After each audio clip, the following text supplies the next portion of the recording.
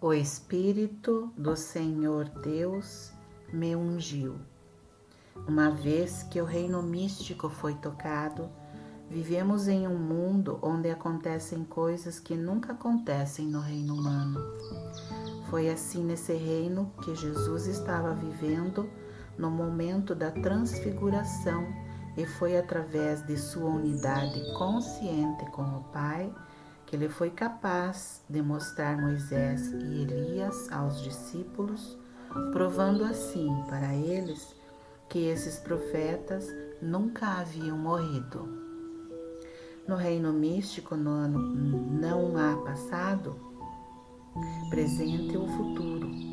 Existe somente o agora. A forma como concebemos nosso corpo não é uma realidade externalizada, nem está fora do nosso ser. É um conceito ou imagem mental no pensamento. A forma espiritual como nós existimos hoje é a mesma forma como nós existimos ontem e é a forma como nós existiremos sempre. O eu de nós e de todas as substâncias de Deus são um e o mesmo, e até o corpo é feito dessa mesma substância pura. O eu é incorpóreo e espiritual. O eu tem forma, mas não é uma forma densa, não tem espessura e não tem peso. É realmente uma forma leve. Começar a perceber isso é entender que nossa existência atual é da mesma natureza espiritual que a nossa pré-existência foi e como as nossas existências futuras serão.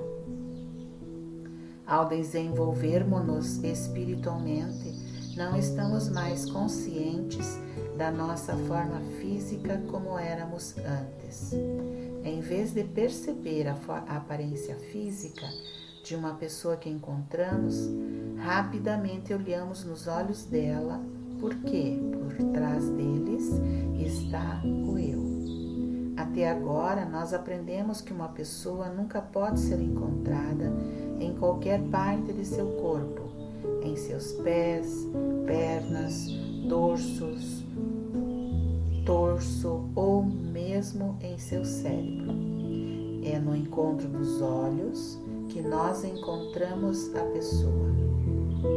Quanto mais avançamos no desenvolvimento espiritual, menos consciência nós temos e menos importância damos aos esquemas da forma física.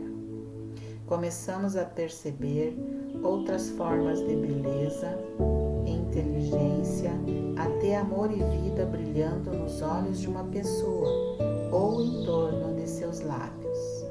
Nós ouvimos algo em sua voz e sentimos vislumbres de algo mais profundo nela, conforme nosso estado de consciência evoluiu para um nível mais alto, nós até nos elevamos acima disso e tornamo-nos conscientes de uma aura ou uma atmosfera, independentemente do que a aparência física ou a fala de uma pessoa pode mostrar, somos atraídos pela atmosfera que flui dela, ou então repelidos por ela, ou ainda indiferentes a ela. Todo mundo carrega sua atmosfera consigo e não há como escondê-la ou cobri-la. Para uma pessoa de discernimento espiritual, não é muito difícil de perceber se aqueles com quem ele entra em contato são simplesmente bons seres ou se eles se desenvolveram espiritualmente em qualquer grau. Algo nos diz quando esse desenvolvimento espiritual está presente em uma pessoa. A pessoa em si não pode dizer por que se ela o faz. Isso é a própria negação disso. Mas nós podemos sentir isso e somos atraídos por ela. De fato, tal altura de elevação espiritual, que pode ser atingida por uma pessoa com uma consciência espiritual desenvolvida, pode ver todo o corpo de uma pessoa espiritualmente iluminada desaparecer e, em seu lugar, não haverá nada além de luz. pode ser uma luz ao redor do corpo, com o corpo invisível, ou todo o corpo pode ser um corpo de luz. Isso é uma coisa momentânea. Isto não dura muito tempo, mas acontece. Ninguém pode dizer: eu sou espiritual e meu corpo é leve. Espera-se que os outros possam ver essa luz. Mas, mesmo quando uma pessoa alcançou o nível de ser um corpo de luz, ninguém mais pode ver este corpo como luz, a menos que esse alguém mesmo tenha atingido o grau de iluminação espiritual que torna possível testemunhar o que se apresenta. Na época da transfiguração, Jesus estava no estágio de seu desenvolvimento, em que ele não era mais um homem, ele se tornara o caminho, a verdade e a vida, incorpórea e totalmente espiritual. Mas como aqueles em seu ambiente imediato estavam preocupados, ele ainda andava com o que a mente humana universal interpreta como forma humana. Seus amigos, parentes e seguidores não tinham se elevado na consciência. Eles ainda permaneciam no plano humano. Então eles, portanto, foram capazes de reconhecer apenas a materialidade. Durante a experiência da transfiguração, Jesus teve com ele o mais altamente desenvolvido de seus discípulos. E como por esse tempo eles já talvez fossem muito avançados espiritualmente para serem ensinados sobre muito mais da mensagem da verdade. Então eles estavam com ele no monte, mais para inspiração, meditação e iluminação. Através de sua meditação e através dele ir mais e mais fundo dentro de si mesmo, foi capaz de elevar seus discípulos o tanto extra necessário para que seu senso humano estivesse morto. E quando ele se tornou mais profundamente imerso no Espírito, a plenitude de seu corpo espiritual, seu corpo de luz, ficou evidente para eles. Eles tinham morrido para seu sentido finito e foram elevados a um estado de consciência em que eles podiam vê-lo como ele realmente era. Todo praticante que trabalhou espiritualmente, ou mesmo aquele que usou recursos mentais, foi elevado acima do recurso mental para um nível onde parou e a quietude começou. Tal praticante testemunhou algo muito parecido com a transfiguração, embora ele possa não estar ciente disso. Em resposta a um pedido de ajuda de alguma pessoa, ele pode ter esquecido a pessoa e a condição, e em seu conhecimento da verdade sobre Deus, de repente ele chegou ao fim do argumento mental e por apenas um flash, uma fração de segundo, algo aconteceu.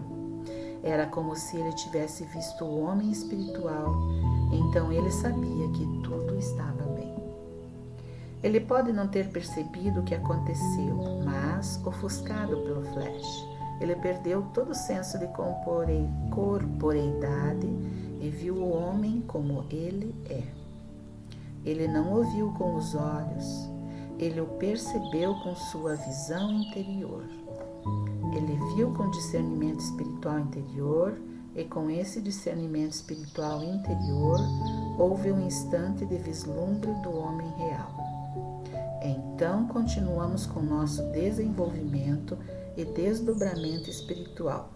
Nós temos um vislumbre do homem espiritual, às vezes até da forma espiritual, e eventualmente chegamos ao ponto em que é quase uma experiência diária ver alguém, geralmente um paciente ou um estudante, em sua identidade espiritual.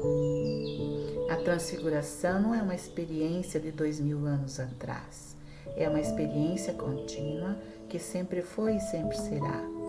É uma experiência em que os indivíduos se elevam acima do estado físico ou mental, e se tornam menos despertos para a forma corpórea, mais conscientes do que está brilhando através da forma.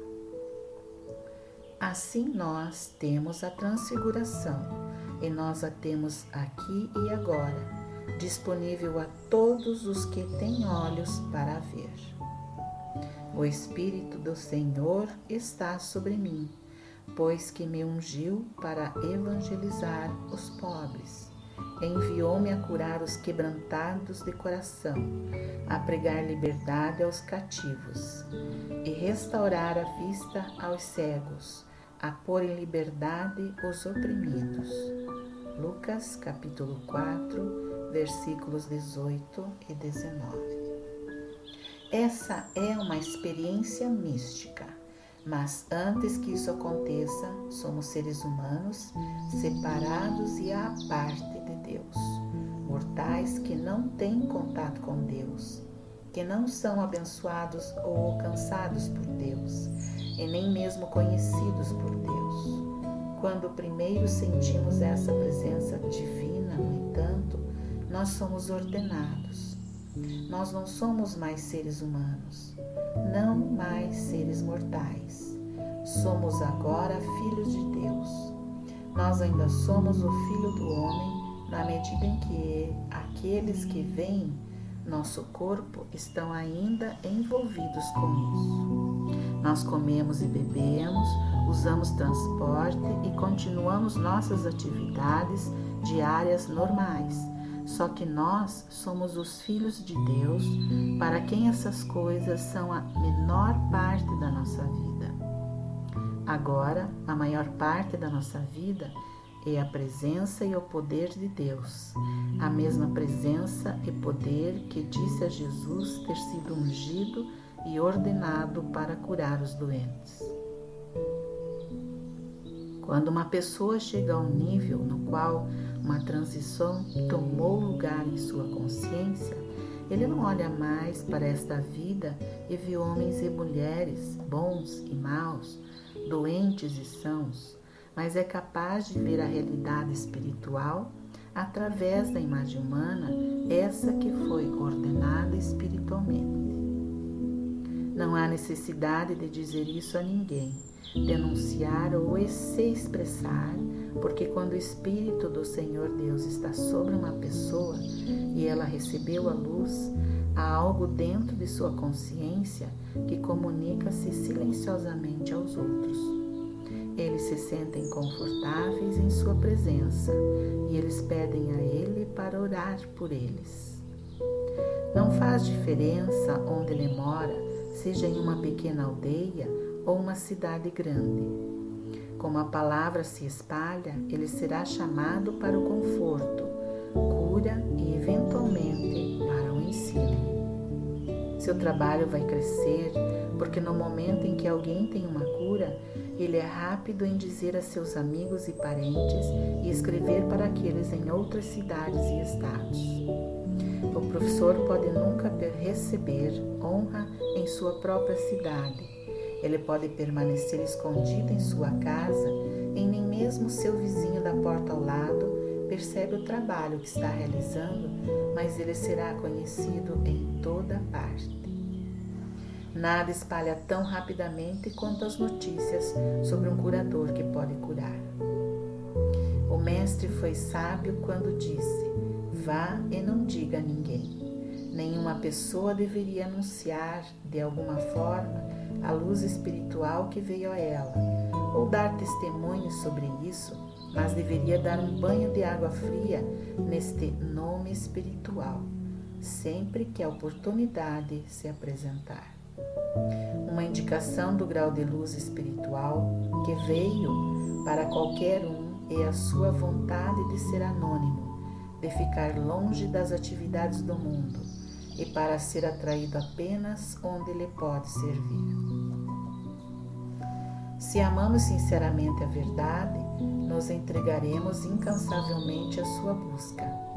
O que for necessário fazer, faremos. Se for comprar livros ou ensinamentos, empregar tempo, esforço, se for devoção, se for meditação, O que necessário for, nós faremos. Cada parte da nossa vida deve ser dedicada a Deus. Nossos primeiros frutos devem ser dados a Deus, pois Deus não é para ser alcançado no pouco tempo livre ou numa pequena mudança. Isso pede todo o coração, toda a alma, todo o amor do nosso ser e, acima de tudo, isso pede segredo. Não deixemos a nossa mão direita saber o que a nossa mão esquerda faz.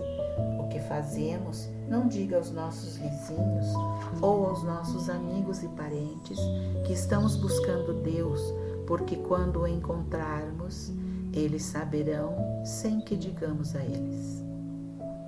Toda pessoa que entra em trabalho espiritual deve ter certeza de que foi chamado e ordenado pelo Espírito e que ele não tem se envolvido nesta atividade simplesmente por causa de um desejo humano. Desejar uma atividade espiritual é um desejo errado. Querer encontrar Deus face a face, experimentá-lo, desejar luz e iluminação espirituais, esse é o único desejo que vale a pena. A ordenação humana não faz um homem espiritual, nem faz dele um curador ou consolador. Somente a ordenação espiritual do Pai interior pode fazer isso. O que acontece com uma pessoa que recebe a luz diz respeito a Deus, não ao homem.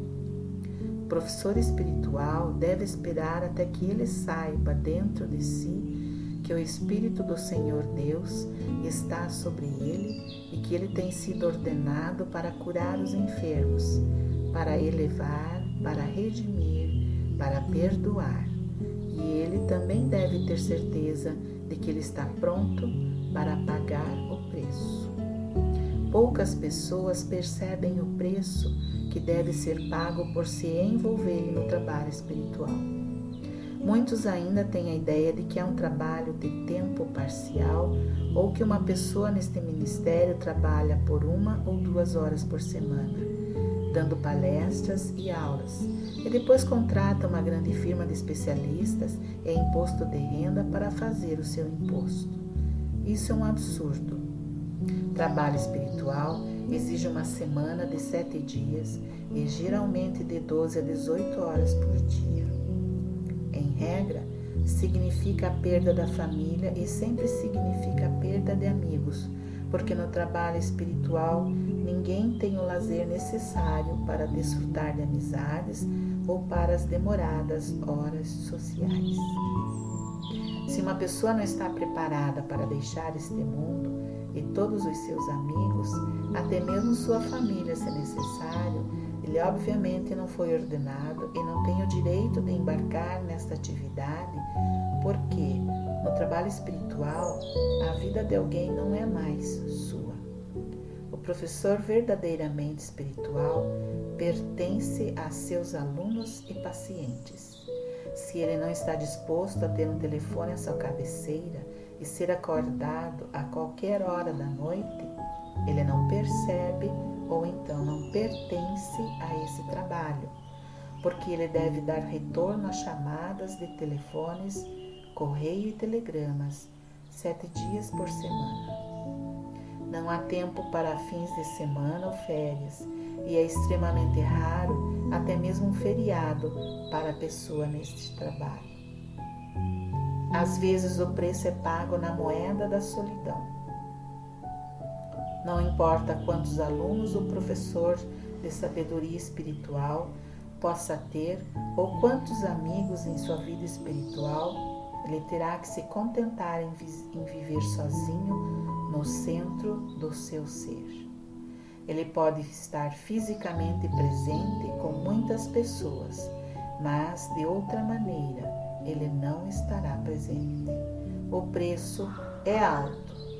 Todos os que tiveram sucesso neste trabalho sabem como é alto e o preço que se tem que pagar em perda de família e amigos, na solidão. Não leva em consideração o ódio que é trazido sobre a pessoa que representa a verdade. Às vezes, a perseguição e sempre o mal entendido.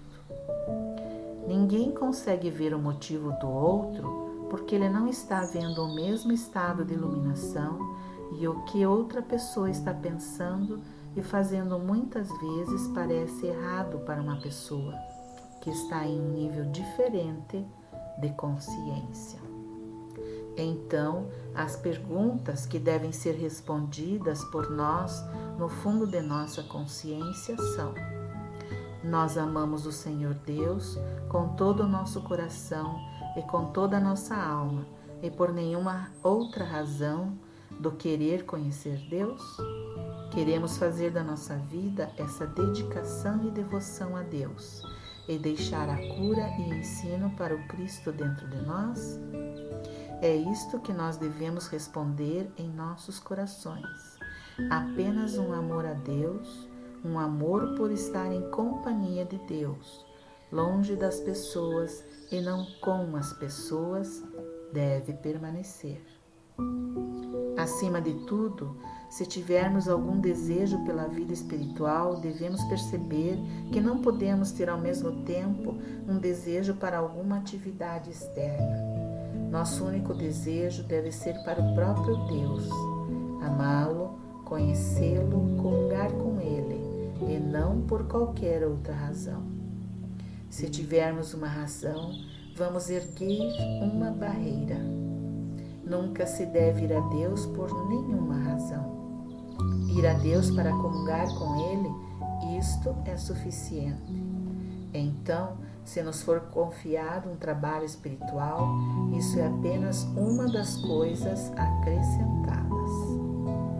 No dia em que o Cristo nos toca, esse é o dia da nossa experiência mística. Nós não nos tornamos místicos. Nunca podemos nos tornar místicos neste plano. Esta experiência do Cristo pode ser apenas a preparação para o dia em que seremos místicos, mas teremos a experiência mística e ela será seguida por outras, tanto quanto vivermos conscientes da presença. Nós descansamos na certeza da presença, não em nossa sabedoria humana, nossa saúde humana ou força humana. Nós descansamos nela e é quase como descansar em uma nuvem, tão tangível e tão evidente é isso. É muito mais valioso, muito mais poderoso, muito mais presente e muito mais satisfatório e confiável do que qualquer relacionamento humano que já se teve. Este é o Eu Sou. Este é o Cristo. Este é o Filho de Deus. Quando o Filho de Deus é concebido ou nascido em nós, a partir de então, se nutrirmos isso, se continuarmos a alcançá-lo, contando com ele, continuarmos a voltar-nos para dentro, reconhecendo sua presença e poder, ele desenvolve-se e cresce. Nós temos que levá-lo para o Egito e escondê-lo, porque se nós dissermos aos nossos amigos e vizinhos sobre isso, eles podem nos ridicularizar a tal ponto que podemos desejar que tal modo de vida nunca se tornasse uma parte da nossa experiência. Mas como mantemos isto secreto e sagrado, um dia isso torna-se evidente pelos seus frutos. Isso nunca se torna evidente como algo tangível. Ninguém nunca vai chegar a nós e dizer: "Oh, você tem o Cristo." Mas muitas vezes as pessoas chegam até nós e perguntam: "O que você tem feito ultimamente?" Ou "O que você está lendo ou pensando?" Você parece ter mudado e as coisas parecem estar melhorando para você. Não há reconhecimento do Cristo como tal. O que aconteceu é que o Espírito do Senhor Deus está sobre nós e agora somos ordenados a falar a verdade, a curar os doentes e confortar os necessitados de consolo. Depois desse primeiro vislumbre, vem a nós essa primeira consciência de que é uma presença dentro de nós que realmente faz coisas milagrosas, e a partir de então nós a observamos no trabalho. O Senhor cumprirá o seu propósito para comigo. Ele tornará perfeito o que me diz respeito. No exato momento em que alcançamos a percepção de que não somos mais nós, não somos mais sós, e que existe uma presença e um poder dentro de nós, nós tocamos a experiência mística, a experiência de uma presença transcendental, infinita, algo transcendental que não pode ser explicado. Vai direto para as raízes e a medula dos nossos ossos e nosso corpo faz de cada partícula um todo. Cimenta relacionamentos, tira pessoas de nossas vidas, aquelas que não podem fazer parte de uma vida espiritual. Muitos têm experiências místicas, mas elas não são místicas, eles simplesmente tiveram uma experiência acidental e isso nunca mais foi repetido.